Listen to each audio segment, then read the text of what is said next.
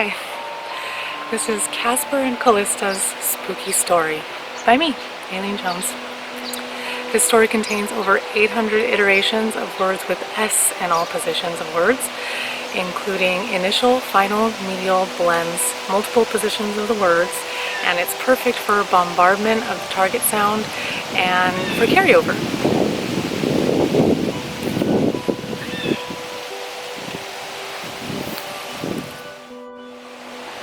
'Twas September 22nd, which marks the autumnal equinox.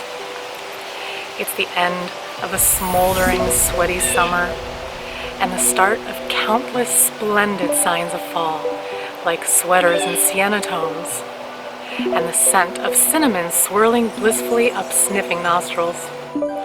Casper and Calista Nix were under autumn's spell and could feel the peaceful spirit of the season in their souls, even from inside their new townhouse in Salem, Massachusetts, which their parents had just purchased. Salem was a vast distance across most of the USA from their previous house in sunny El Paso, Texas. The Nix siblings decided to ask their awesome parents, Dexter and Sabrina Nix, if they could stroll along the adjacent stream and perhaps play hide-and-seek or something in the surrounding deciduous forest before the sunset. "Yes, of course," exclaimed Sabrina. "Just be home when the street lamps light up," Dexter stressed. "That's our special safety signal." They knew he was serious, and the siblings respected their parents' rules. "We promise." "Thanks," the responsible siblings basically screamed while excitedly grabbing their sensible boots, jackets, and hats, just in case it got crisp. Once they were outside, Casper and Calista started walking along the east side of the grassy riverbank, where they passed a saggy, slobbering basset hound near the smattering of flaxen sneezeweed. It was basically walking its owner instead of vice versa. Casper and Calista decided to name him Scout, though his tag said Rufus. On the southern end of the twisted path, they stepped up on a series of slippery spherical stones which were covered in slimy moss. Next, they balanced on an unstable stick bridge to get to the other side of the steady stream. The sticks weren't especially sturdy, but after struggling to get across, they successfully made it to the opposite side. Casper skimmed some smooth stones across the surface of the stream's water. The best one even skipped 16 times. The skipping stones startled some slick silver fish that surfaced and splashed lots of glistening sprinkles of water as they scattered before disappearing under the sun sparkles once again.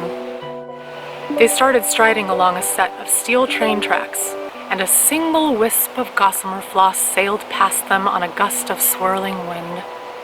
As clumps of graceful grasses swayed blissfully side to side, stretchy sandhill cranes with slender legs stalked some succulent snacks among the rocks and sand. Mrs. Sandhill Crane staked some small invertebrates while Mr. Sandhill Crane stood still, keeping an eye on the passers-by. While Casper was still staring at the sweet Sandhill Crane chicks, Calista was striving to get a glimpse of the majestic swans which were circling around in the glassy water of the secluded section of the stream. She was astonished at the elegance of their outstretched, snaky necks. Dense mist in the still bank and sprays of sunlit aster seed pods surrounding the serene scene where the swans swam were reminiscent of a fantastic fantasy story that she had speed-read in yesterday's spelling class with her friendliest teacher, Miss Ursula Trixie. A single leaf spiraled, descending from the sky, landed in the stream, and slowly swirled downstream, cascading to a vortex where other leaves had been stuck in a carousel soiree. While sitting there, Calista slowly glanced to the side at a spindly spider she had just noticed right next to her face. But it wasn't a monstrous spider. It was simply focused on spinning its teensy spider web using its spinnerets between a set of rubescent leaves. Its spiral was spun specifically for snatching up unsuspecting insects in its sticky strands of silk. Calista decided to name the steadfast spider Sunflower Sue. The steam train whistled somewhere in the distance, while tufts of the smoke from its smokestack mixed with the condensing mist. The siblings silently passed the somber cemetery where mossy gravestones were sticking out of the soil near a small cluster of slender, leafless aspen trees. Secretive owl hoots made by a subdued study of owls who were snuggled inside the crevice of a distant tree were spooky and sobering. By this time, the Nix kids had imagined the cemetery to be a gruesome place from where sneaky skeletons must have recently escaped. Each skeleton's strenuous step strained with clinks, clanks, creaks, and cracks before their silhouettes disappeared into the cosmos. Or perhaps the skeletons were still there somewhere, spying on them. Suddenly, Calista and Casper heard a mysterious rustling sound on the other side of a tombstone. Calista was slightly scared it was a ghastly ghost and squealed. Thank goodness she was mistaken, and it was just a single person who was concentrating on searching around the forest, gathering some spiky chestnuts. The stranger, with spindly russet locks, was husking their spiked skins, thus exposing the smooth, stone-like chestnuts from inside and placing them in a bristly basket. Calista and Casper had recently made lots of silly stick people and spiny hedgehogs with their parents, using toothpicks and smooth chestnuts they had found outside beside their new townhouse. Chestnuts were also superb for making seasonal necklaces. Calista snatched some extra chestnuts for herself and stuck them in her saffron sweater pockets, just in case. Flocks of geese with beaks flew south in the sepia sky. Casper thought their honk sounded so ridiculous. A stuck-up goose had heard Casper's laughs and snorted in retort. Calista scrunched up her nose when she noticed it stunk like skunk. This is when they heard yet another spine-chilling rustling sound in the forest. Both of the Nix siblings stopped in their tracks, listening. This time, Casper was convinced he had seen a spooky ghost for certain. "See it, Calista?" Casper asked in an excited whisper. Calista gasped. Alas, thought Casper disappointedly, because instead of a ghost, 'twas just a rust-colored fox with a striped tail, sort of similar to Callista's dearest striped stockings.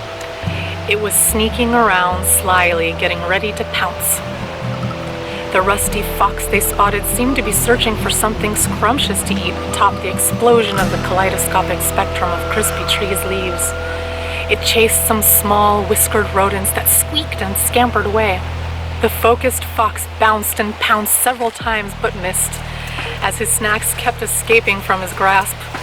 A startled squirrel scooted up to its soft nest carrying some nuts for stashing and storing till spring. An itsy-bitsy mouse scurried past a circle of poisonous scarlet toadstools into the safety of its secret mouse house and under some wispy cedar roots.